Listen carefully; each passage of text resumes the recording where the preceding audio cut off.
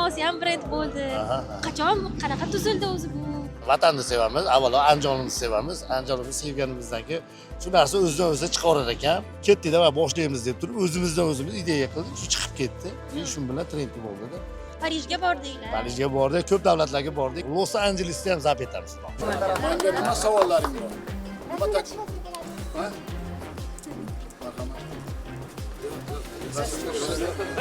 Hammalaring bilan tushaylik. Istidod mehnatdan keladi. Istidodning natijasi qachon bo'ladi?